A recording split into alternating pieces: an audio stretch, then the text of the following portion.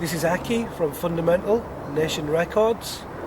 I've got a cold, living in Great Britain since my parents came across when I was in 1964, and I just want to tell you about things in the UK, what it's like to live here as an immigrant, and proud to be an immigrant.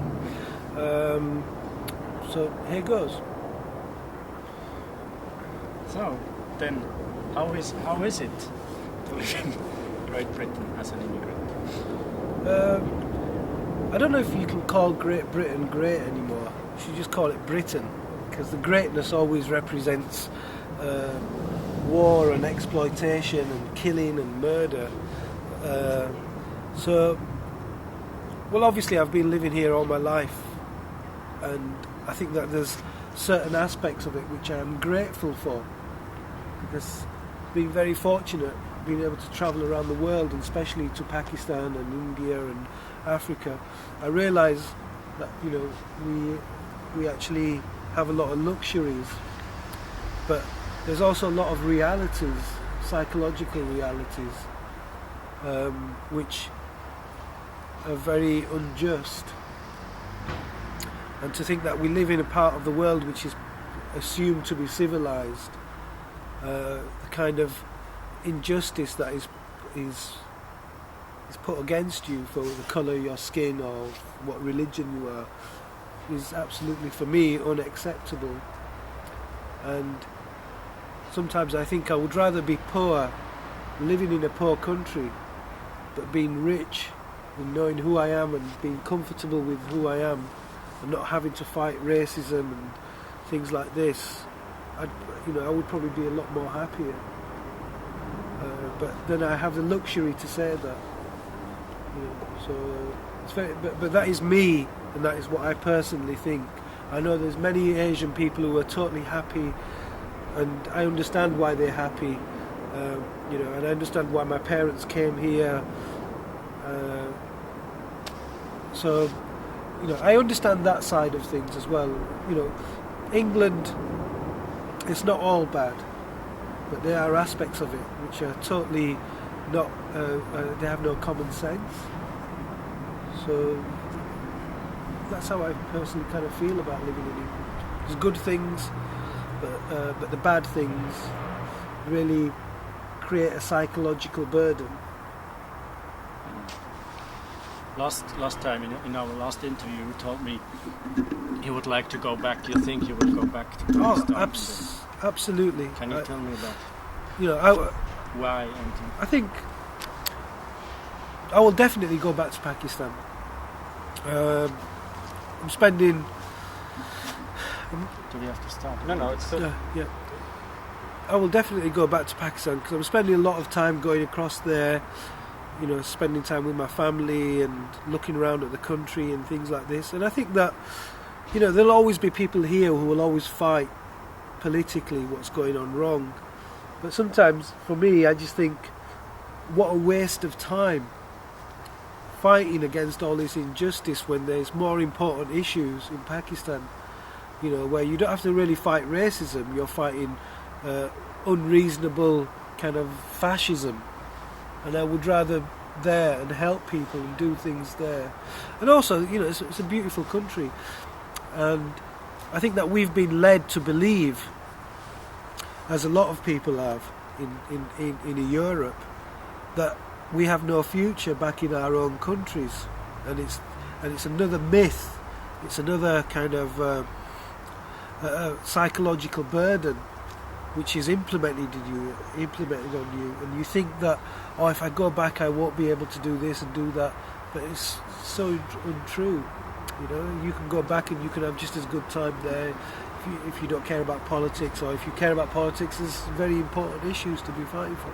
And I think it's important that young people, they should be given a positive image of their countries, so that they can go back and contribute, because Europe is not going to help Africa. Europe is not going to help India and Pakistan or Asia to come out of their economic depressions. The only people who are going to help them people across there is people from here who take back the expertise and the kind of thought processes to maybe help them countries. Could we go short back to the biographical thing about your biography and how did you came into the music and into the music business?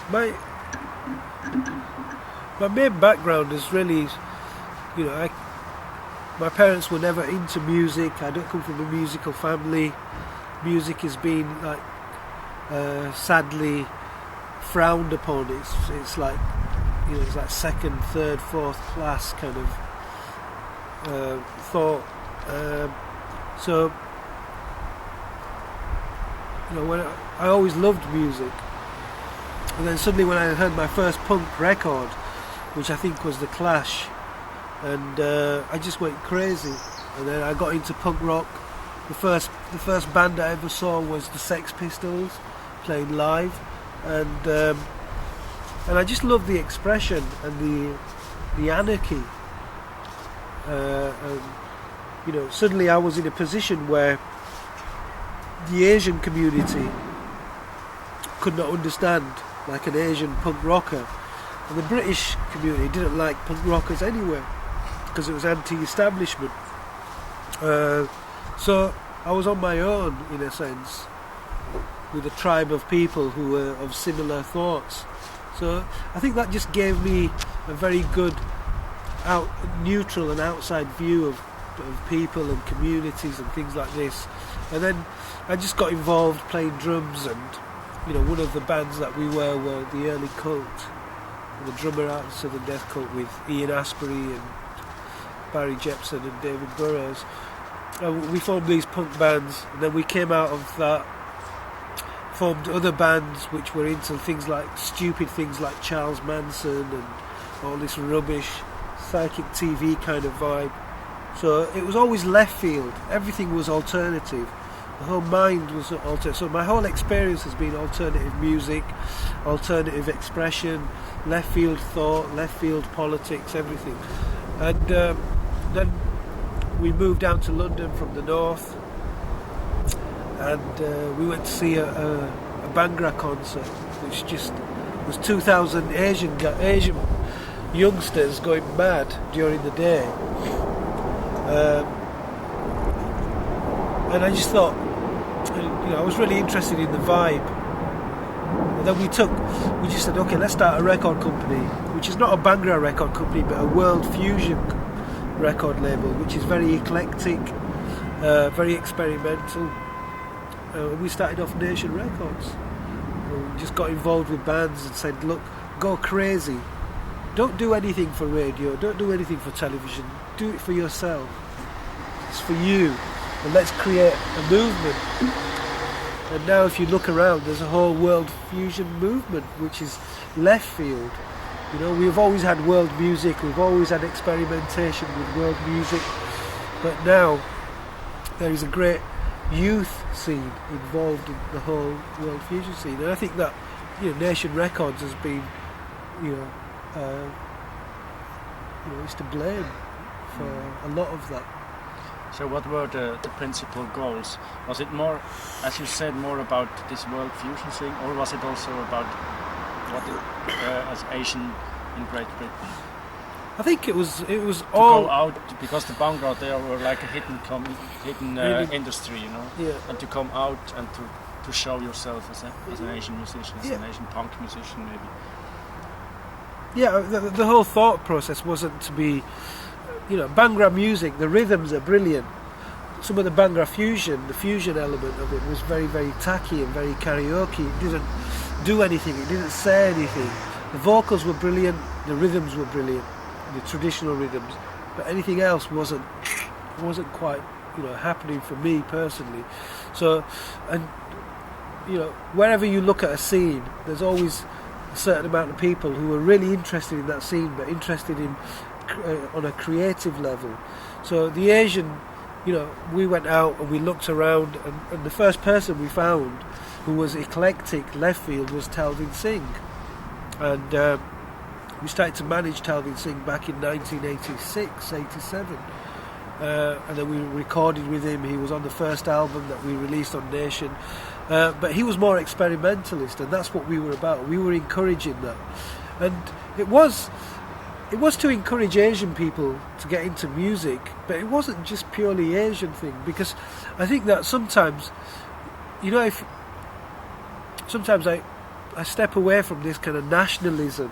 I don't really like any form of nationalism except African nationalism. I think that is justified, but any type of nationalism outside that, and because you're fighting prejudice, for me it's not important to have a record company which only entertains, say, Asian people. For me it's just to have anybody, but make sure that they represent an open mind creatively and give due respect to the real thing. So it was Asian artists, but it was also English artists and French artists and German artists or whatever. It was, Jar Wobble was on there, David Harrow started to do things, Adrian Sherwood, Youth, all these people were, they were essentially English, but they were really interested in cultural and traditional music, but taking that music and making it something which could be played in a club where young people were, and that was the ingredient. That was what was important. So it was just total experimentation from anybody and everybody who was interested in it. But then the media got interested, well, and they gave you terms like the new Asian cool, the Asian underground. It was a nationalistic thing, and with the Asian. Well, I think the unfortunate thing is that the media has to be involved in it to create a profile, and they've done good things, and they've also created a movement by profiling it. And obviously, whenever there's a movement, there's always diluted elements of it. I think that the whole Asian cool, I think everybody was looking for new names so they wouldn't be attached to somebody else. But we were all very diverse in our styles, but I think we all loved Asian music. We loved our parents' time, when our parents used to listen to that music, and we used to go, no, we don't want to listen to that rubbish. But we realised that our parents' tastes are far more intricate, far more spiritual than Western, than we were used to listening to Western music. So, obviously as an identity, it's like rap. It's perceived to be Afro-Caribbean, American, and then you get, rock, which is perceived to be a white thing. And even commercial music, a lot of it. And then you get your blues, which is black, and you get your gospel, which is black, and things like this. I think that's just like natural, things like that have happened throughout years and years. Some kind of identity, and I don't think that we need to be so angry about all these labels. I think it's more important that we're pushing the creativity in the music, and and the ideas and things like this. And all these labels are all part of what everybody does. Everything needs identifying, because if you can't identify it, how can you explain it? But during this maybe 14 years or so now, or it's more, was there a time where it was more about politics than about music? Or? For me personally, it's always been about politics. I think that there's been some bands, if we're talking about specifically the Asian scene, I think for me some of the bands have harmed, they've almost destroyed the passion in the whole underground by not being passionate, and they've presented things in a very, sadly, in a very colonialist way. It's almost like everything they do is everything that we have fought against, the way people perceive us. You know, they would present, you know, women doing this and you know, kind of the usual Indian dream. You know, how the West, you know, Turkish delight. I think that, you know, there's been people within the scene as well as outside the scene have destroyed the whole passion of it. For me, I haven't lost the passion. I'm as angry now as I was 10, 12 years ago, and I'll get more angry. It's because my aspiration is not for 100,000 single sales or you know, to become a commercial hit because of my past experience in alternative music. That's not important.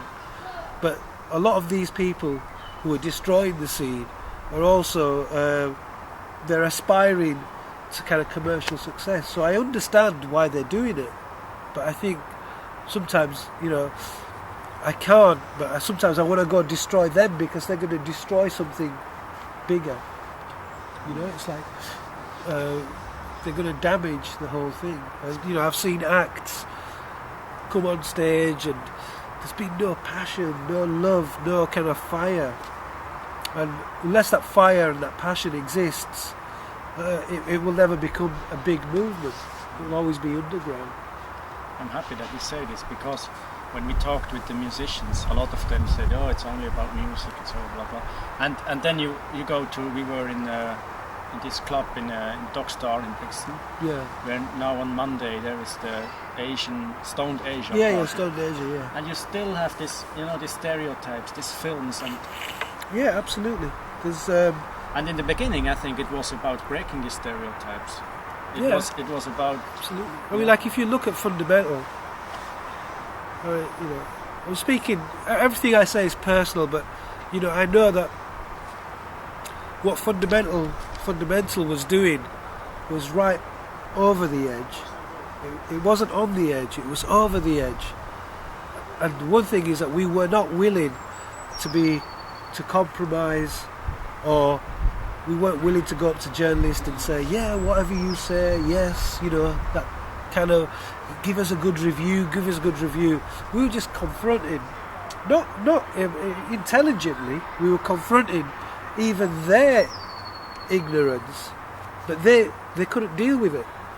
And then they put us in a very, very awkward position where they wanted to talk about religion. And obviously Islam came into it because I'm Muslim. And at that time I didn't know much about Islam. But they started to ask me, and it was like, shit, I better find out about my religion, I better learn more. You know, so the more I learned, the more I could answer them. And the more they didn't like me because I would answer them. And I realised that it's almost like religiosism is exactly the same as sexism and racism. Is that because they don't see it as trendy, then they started to say, oh well, Aki's trying to push Islam. It's like, I ain't pushing no Islam. I'm happy with my Islam. You know, I'm not pushing that, but I'm answering you when you don't like it because I can answer you.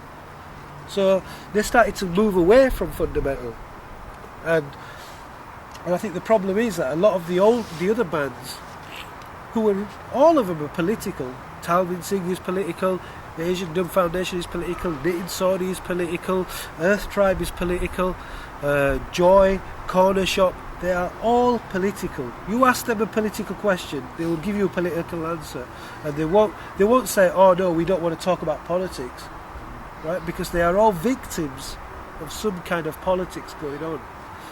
And instead of them artists, a lot of them artists, you know, saying, no, we support what fundamental talk about. A lot, you know, because the scene is so small, they thought, oh no, well, now that fundamental's gone, we can push. But they should have, you know, it's like Public Enemy. All the rap bands that came after Public Enemy supported Public Enemy. They went, yeah, we're going to support you, support what you talk about, and it created a whole scene. But here, you know, we had this kind of, you know, division tactics where people said, oh no, well, oh wicked, now it's our turn. But they don't realise they will also become victims.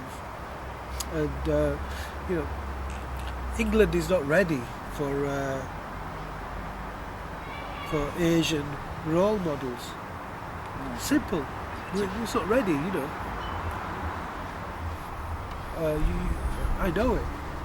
It's still a long way to go. It's a long way to go. You know?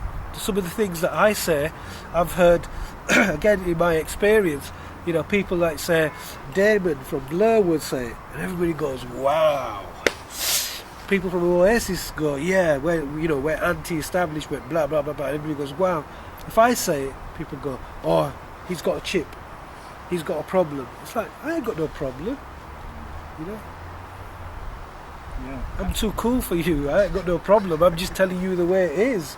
And if you can't handle it, you know, I don't even need you to worship me or hero worship me. I'm not even on that level. But I know the way you think.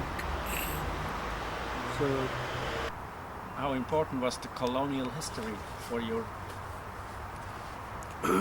for your work, for your art? How important is it now? How do you I see think the situation today? Also the neo-colonial thing? I think the whole colonialism thing is, I think it's still vibrant, but it's vibrant in a economic sense, not in the older sense. But I think it's really important because it just shows you where the injustice is, and it's important because if you see, the difference is that many people say non-black people, you know, they don't have to wake up to it. They don't have to live it. You know, they don't go to sleep thinking about it. They don't wake up in the morning thinking, oh, I've got this. And because they don't see it or experience it, they always think that people exaggerate. But, you know, I actually think it's still there.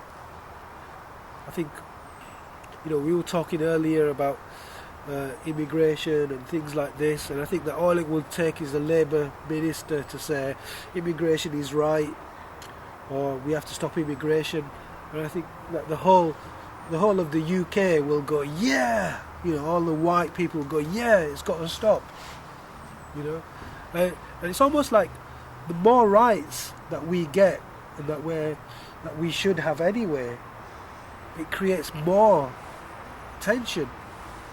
Because people say, why are they getting their rights? We say, well, we deserve them. It's our human right to have our rights, and that annoys people, and they feel that we are getting something that they're not getting. But the problem is that they've had what we're getting all their lives, and they've never had a problem with it. Suddenly, we're getting something that we've never had all our lives, and that creates a problem. And all it will take is a minister to say, and you watch. It's happening in Europe.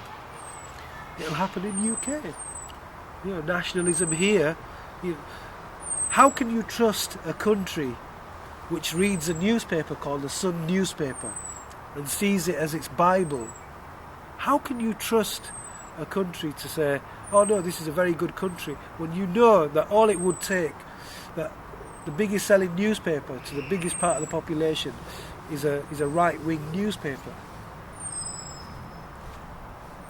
You know, anything can happen, and anything has been happening. If you look in Austria, you look in even in Sweden, which is supposed to be really liberal. You look even in Switzerland and things like that. You know, fascism is going up. People are getting more into it. You know, I'm not saying that it's going to be like tomorrow. I'm just saying that there's a possibility, and all I can say is that all good people, whether they're black, white, yellow, whatever, all good people should realise that they will all become victims.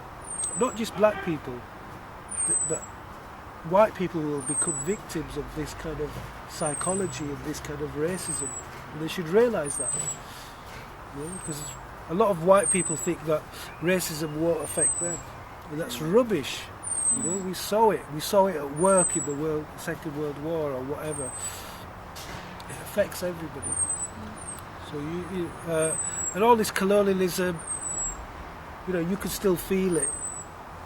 You know, we have this big thing in Zimbabwe at the moment with Mugabe, taking back land from the white people. And people, you know, America or England are saying that they're wrong. It's like, no, he's not wrong, he's right. You know, it's got to be redistributed. We've had centuries of exploitation, it's got to be redistributed. And either the white people come out and say, okay, how do we solve this? What do we want? What can we have? You know, in all humbleness and respect. But if they don't come out and do it, then you have to do something, which is not agreeable to me or you, but you have no choice. And that's the problem, is that nothing is being solved through choice. It always has to be, you know, a confrontation. To come back a bit to the music, the situation as an Asian musician, do you think it is the same in Great Britain than in the rest of Europe? The recognition and so on? No, not really. I mean, the fact remains that England has a massive population of Asian people, and there's a very high concentration. There's a very strong community. There's a lot of strength as well between the community, and they have a lot of economic power as well. So I think it's easier to be Asian and be living in England and be involved in music than it is probably in France or, you know. But you know, the French have got the North African communities making the rap music and things like this, and you've got Turkish things in Germany and things like this. So it's a very big community here, and obviously there's more resources. You know, you've got Outcast Records, okay, you've got Nation Records, you've got Real World Records, you've got Sony, you've got all these people. You know, Balisagu's had a lot of success, Apache Indians had success, Knitting Sony, Corner Shop. So the door's not wide open, but it's, you know, you can just kind of get in there and start talking, and people will listen to you. You know, we run a club in Paris every month, and we have a lot of French Asian people turn up, and they love the whole vibe, and they're all going, you must carry on, this is really important, we don't have any kind of club like this. So it's still in its early stages, you know. I think that this whole Asian underground or Asian movement has another 5, you know, I think I said it 5 years ago, but it's got another 5 years to go. You know, another 10 years to go before it settles down and becomes a part of, you walk, when you walk through this park, you don't look at all the trees because you know they're all trees, you know. I think one problem might be this big gap between the community cultures and the so-called Asian underground thing. The Asians, a lot of the Asians don't listen to them. I'm not surprised. Why should a lot of the Asians listen to the Asian underground when it's actually, it's not as good as the real thing. You know, what I do is not as good as the real thing. What Asian Dub Foundation do is not as good as the real thing. What Talvin does is not as good as the real. Joy do is not. We're all rubbish compared to the real thing. That's the truth. So, you know, why should my parents love what I do when they love real Qawwali or they love real classical music? Because I know that real classical music and real Qawwali and real ghazal and real, you know, even Bollywood film music, Hindi film music is far superior to what we do. So, and the whole Asian underground thing is so small. You know, what's more successful is Bhangra music.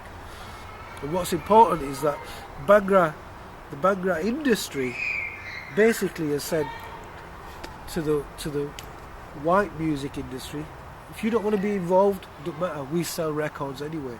And we sell more than any of your artists. Who cares? We don't care about you. And I think that is so important, that the Bhangra industry has not depended on the enemy, the melody maker, or, you know, the Gallup charts, or, TV programs, whereas we've depended on them, and we're not smiling. There's a lot of brick walls. We're trying to smash brick walls down, and so I'm not surprised. I'm not surprised that our community does not embrace the Asian underground. Not all of it. It's just like, people, as young people, do like it. It's very small. Nobody's selling records in big quantities. If you, I always go back to my experience of being in a punk band, having a few TV shows and having a bit of press, and you sell records like nobody's business. Fundamental, Talvin, Knitting Sony, Corner Shop. We've had so much press, but in relative to sales, why has Balisangu not got a deal with Sony? Why has Apache India not got a deal with Island? It's because people have not bought the records. There's been great profile, respect to the profile, but the community here, essentially, the biggest buying community is white English people. They're not ready for us. They won't accept us. So you think it isn't a problem when the Bhangra industry is in a segregated situation, that maybe stars like Pali Chakpal, they don't have a chance to come out of their industry. Yeah, but there is also this cheap prices. Yeah, there's piracy. There's all the piracy, all the cheap prices. But then again, you get that in every country. I mean, if you look at Switzerland, they've got traditional music. They probably sell more traditional music than probably some, I don't know what, some Swiss act. But that, it doesn't matter. Bali Jagpal's day may come sooner or later. He's been, he had one track which was massive in India, massive in Pakistan, massive all over the world. In our communities, that is success.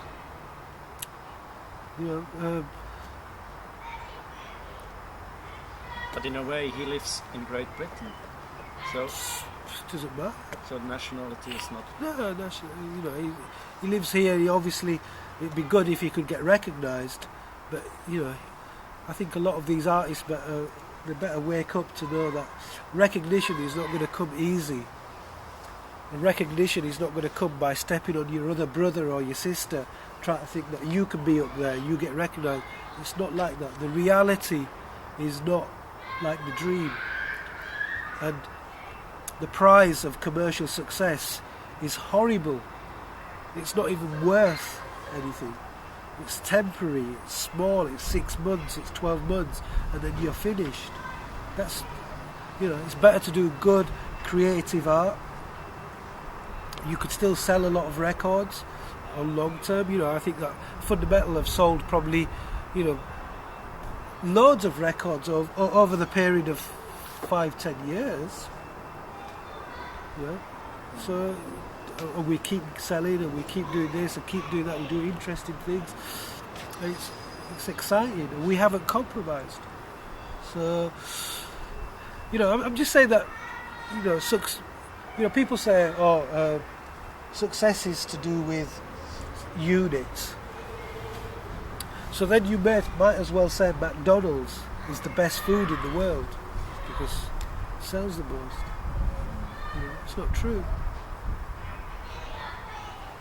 So you think there is the danger that a lot of these Asian underground bands, that it is only a trend, and that will go? Well, it's been a long trend. It's been going on now for 10 years. I think that what it is experience. It's like a lot of them don't understand, and I don't blame them. They don't understand what makes a movement. If you look at hippie music, you look at rock and roll, you look at punk, you look at disco music, you look at rave, you look at any type of white music or black music, how it begins, how it develops, how it gets bigger, and then how it becomes commercially and creatively successful. The problem is that a lot of Asian artists are not thinking beyond their own, because they don't realise that the more we stick together, the more we do packages. We go out, we play universities, 3 or 4 of the best bands, we present things in a really good way, in a creative way, in a very left field way, in a very eclectic way, in a very anti-establishment way. That is where we'll grow. That's when the movement delivers. The problem is that people have not thought that way. When we started Fundamental, we would take, even when we had Transglobal or whatever, we would all go on tour, Transglobal, Fundamental, Asian Dub Foundation, Loop Guru, Hustlers, we would get all these people, even if they were on our label or they weren't on our label, we'd say, let's go. We'd do big tours here, universities, create a really good scene. But none of these new bands do it. They don't. They all say, no, just me. It's bullshit. They don't mean anything. They only mean something when they're all together. When we're all together, that's when we mean something. Why is it that we've had so much success on Nation in finding acts and things like this? Because when we have originally worked with people, that is the kind of psychology, and say we all have to stick together. We have new bands now. We have Hardcore, we have Charged, we have Jutla, we have even Rebby, and we all say, look, you have to stick together. We have to all do things. If Fundamental does well tomorrow, you're all going to come on tour with Fundamental. You're going to be with us. You could headline. We don't care, but we're going to take you with us. And if something happens to you, you must take another band with you. You must help each other, because that's when it'll happen. Because that's what all the other movements, hippie, punk, that's all what they all did. The problem is that it's such a small market for all the Asian underground. We're all fighting for our little space. The bigger record companies haven't come in. They haven't said, oh yeah, come here Hardcore, come here Charge, come here TJ Remy, we'll give you £100,000, you come sign to EMI. They haven't done it. All these artists are still coming back to Nation, saying, oh, can we put a single out? It's like, we haven't got the money for marketing, but nobody's come to Nation. Virgin Records or they've never come to they said, if you look at Nation Records, we've had Transglobal, we've had Natasha Atlas, Loop Guru, Asian Dub Foundation, Fundamental, great success in creativity. Now, if I was a white man having a white record label with that kind of success, they would be in there. They would say, Aki, man, chill out. You don't have to do the artist accounts, we'll do it. You don't have to, do any paperwork. We'll pay for that to do. You create, production, do your own thing, get creative, start developing people, give people creative ideas, give people identities, help them along. No one has come in. Nobody has ever knocked on my door. What does that say to you? What sign does it give to me? So, I go to sleep with this. I wake up with this because I need help as much as anybody else. And that's why I say the Bhangra scene, applause. They say, fuck to the record labels.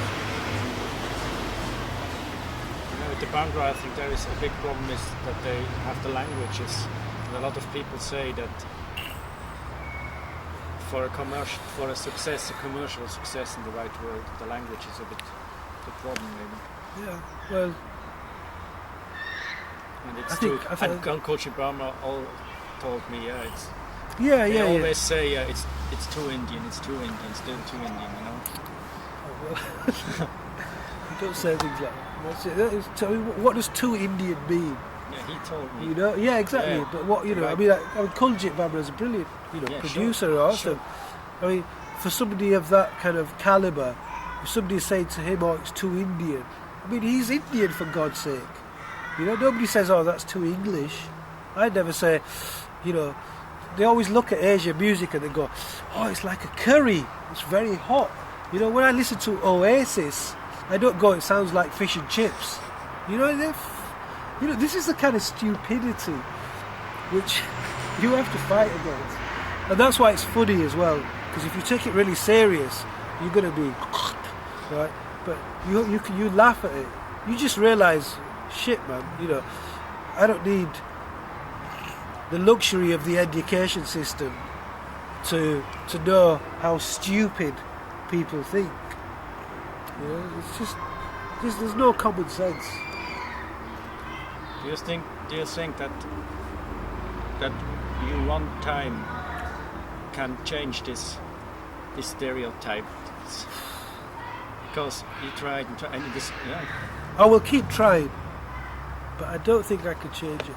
I really don't think, because I think that, you know, there's, you know, all these stereotypical images and stereotypical ideas, they exist worldwide, right? When I go back to Pakistan, I hear the same shit against other communities in Pakistan, you know?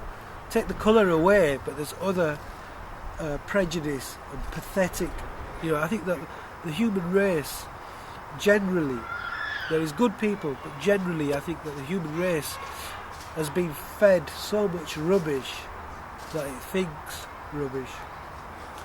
And if you go to India, you go to Africa, you know, people are just fed the wrong things. Over there you could say, well, you could give it an excuse, well, they don't have the money, the luxury for education and everything like this. But why does it exist here? Because you have everything here, but the prejudice and the stupidity still exists. I think it's just a human problem. I'll keep fighting it, because I love fighting the stupidity. But whether, you know, I don't think I can be a success on it. I think many people have tried before, they haven't been a success.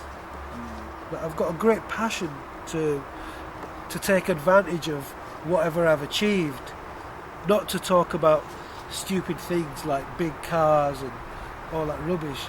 You know, I want to use my time to talk about things like this, and that's, you know, and that's important to me. And also to, you know, musically always be on that journey. You know, there's a lot, you know, there's a lot I would love to do for people who are far more talented than me. From the second to the third generation, what is different? Are there new musicians? What is different? I think that I actually think there's a fourth generation we're talking about. No. So, You're right, yeah. You know, I'm second. I know there's a third one. I think the third one is, you know, obviously about 10 years younger than me. And then there's 18 years, because I'm 38, I'm an old man. But I think the 18-year-old generation, I think, to me, is interesting, because if you think that they are leaving their culture, it's your first mistake. They're on a journey, and you have to realise that they're on a journey. And at 18 years old, they will do exactly what I did at 18. And, you know, they want to be interested in dancing, music, girls, boys, you know, doing things which are all important to growing up. But these people who are 18 now, give them 4 or 5 years, they'll think just like us. Because suddenly life's reality, you start waking up out of, you know, the kind of excitement of growing up, and they become something else. And I think that they'll become a lot more stronger. I think they will be a lot more stronger, and hopefully, I think they won't tolerate any rubbish. And I think it's so important the communities don't tolerate anything. They don't go, oh, okay, fine. No, you confront things, you know, on an equal level, and you know, because that's the only way you're going to get justice. Any type of steps that, you know, have made things better for black people in England hasn't been done because white people have said, oh, okay, we're sorry. It's because black people have fought for them. And they're going to keep fighting, you know. It's them, you know, because when somebody gives, you know, if I steal something from you, if I steal something from you, and if I give it back to you, right? You shouldn't be grateful to me. You know, I should be grateful to you because you haven't smacked me, you know, because I did wrong.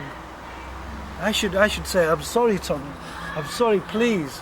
I'm sorry, I'm so stupid. But the problem is here is that when you have racism and somebody says, okay, we'll have justice, and then all the people who are, you know, black people then start going to the white person, oh, thank you, thank you. You don't say thank you. The white person should come to you and say, I'm sorry, with humbleness and from the heart. You know, that is justice, man. You know. And until we arrive there, then, you know, like I always say, there will always be war. There'll always be war unless we arrive at pure equal justice. How do you see the future personally? I was kidding with Bobby Friction.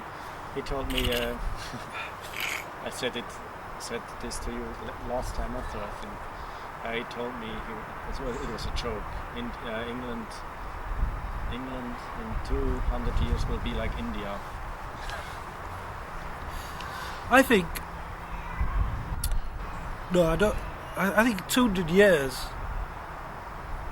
I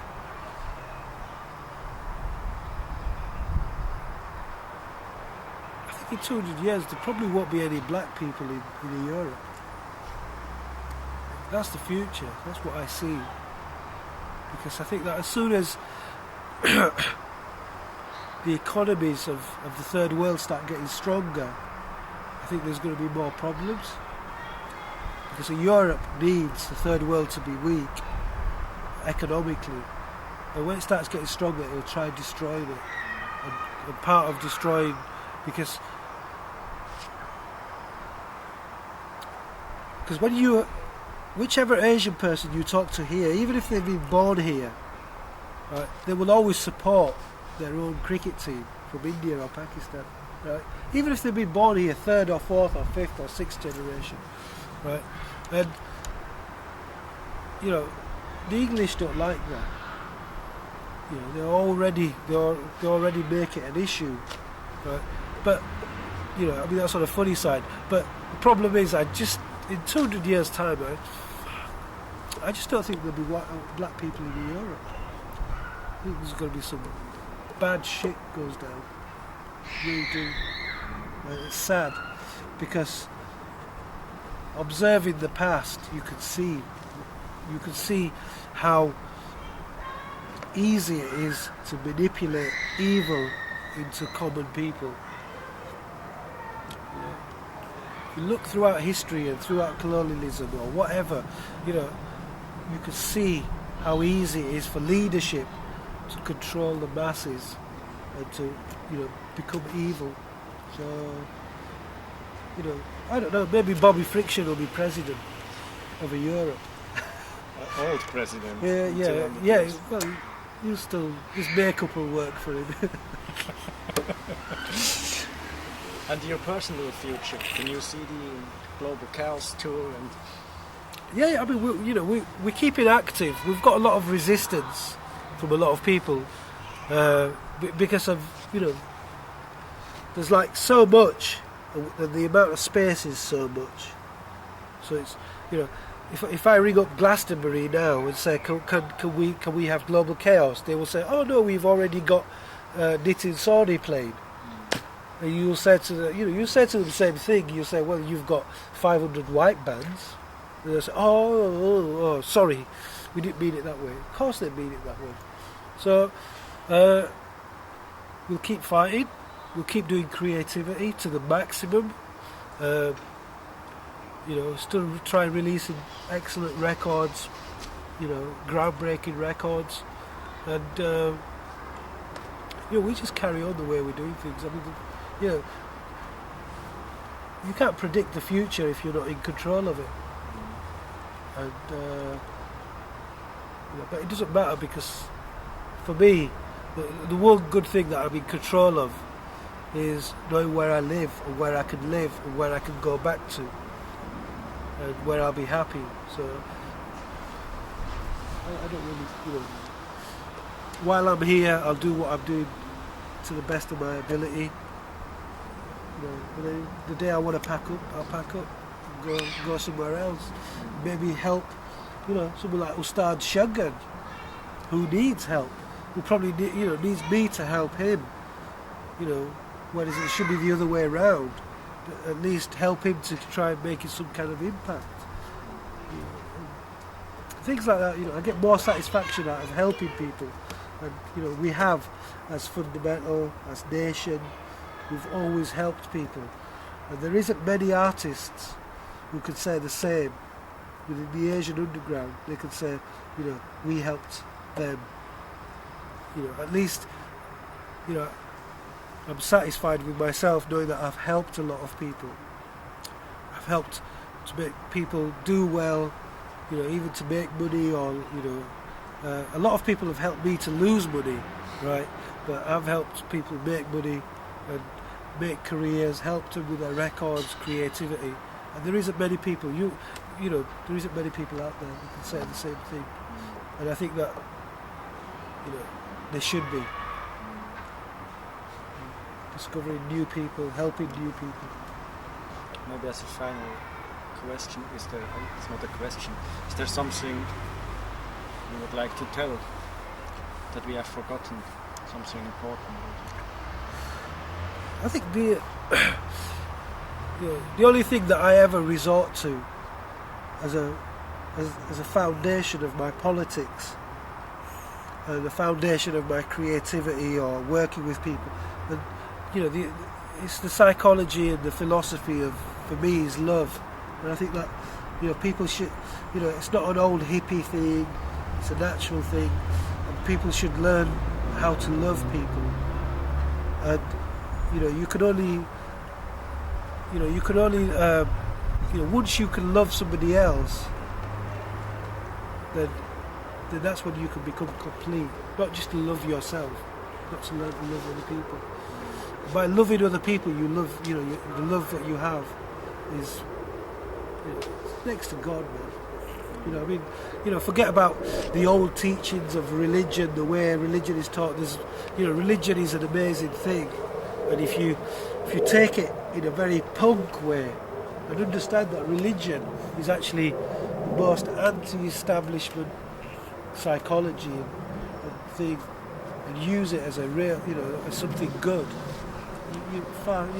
You're not frightened and scared of anything. Yeah, but love, that's the only thing. That's the only thing you can have.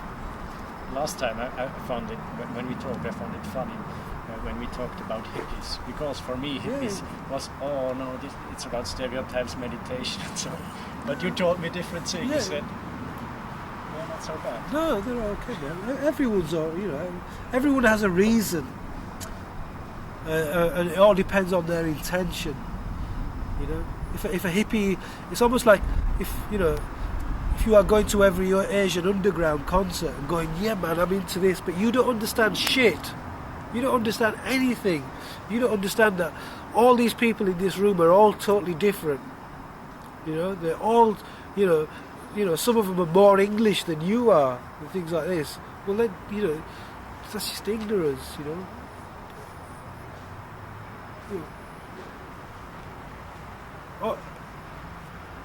I think all people, maybe I'm saying it wrong, but we're all as fucked as each other. Yeah, I'm sorry, right? Black people, Afro-Caribbean people, Asian people, white people, yellow people, we're all as fucked as each other, We all, I can't understand sometimes. Thank you very much. Do you have a question, Mr. Cameraman? I'm glad I'm fucked.